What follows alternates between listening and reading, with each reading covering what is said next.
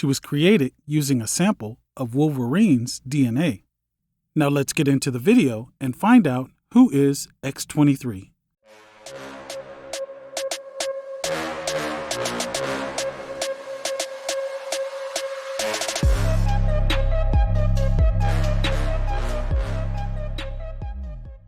An organization known as the Facility sent one of their agents, Dr. Dale Rice, to steal samples of Wolverine's DNA from the Weapon X program. Rice was able to steal a sample, but he was killed by Wolverine, who was escaping. Martin Sutter, the head of the Facility, was still able to recover the sample. Years later, Xander Rice, the son of Dale Rice, became the lead surgeon of the project to replicate Wolverine. Eventually, after Rice was unable to crack the code, Martin Sutter brought in Dr. Sarah Kinney, who specialized in genetic mutation. She was hired to make a clone of Wolverine that could survive the adamantium bonding process. Dr. Kinney tried repeatedly to produce a clone, but due to the Y chromosome being damaged, each attempt ended in failure. She then came up with a plan to duplicate the X chromosome, which was still viable, and replaced the Y chromosome, making a female version of Wolverine. She took the idea to her superiors, who quickly shot it down. But she was convinced it would work and secretly did it on her own and was successful on her 23rd attempt. Dr. Kinney was then coerced into being the surrogate mother and carry the embryo through birth. As Dr. Kinney progressed through the pregnancy, she couldn't help but start becoming attached to the child growing inside of her.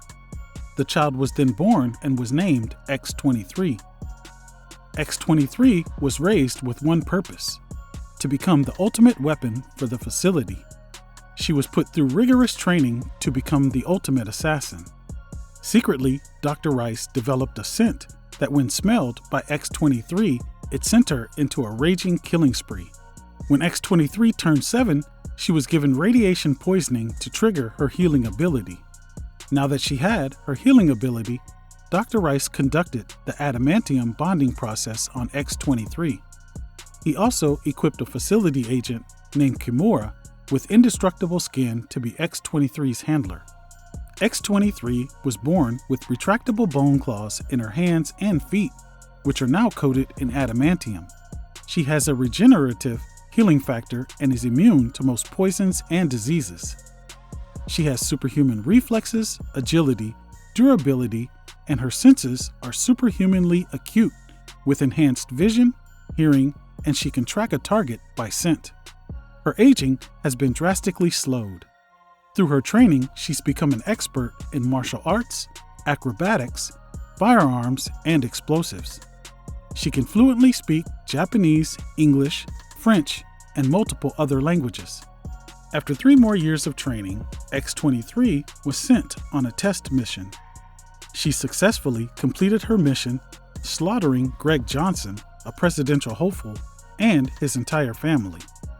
The Facility then began offering their assassin services for a hefty fee.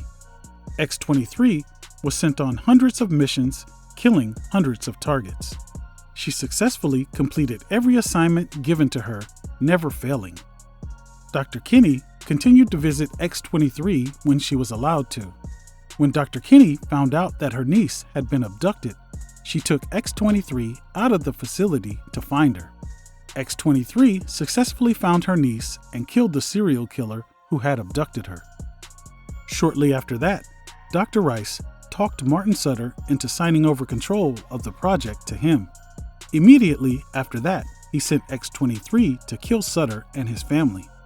X-23 killed Sutter and his wife, but spared their child.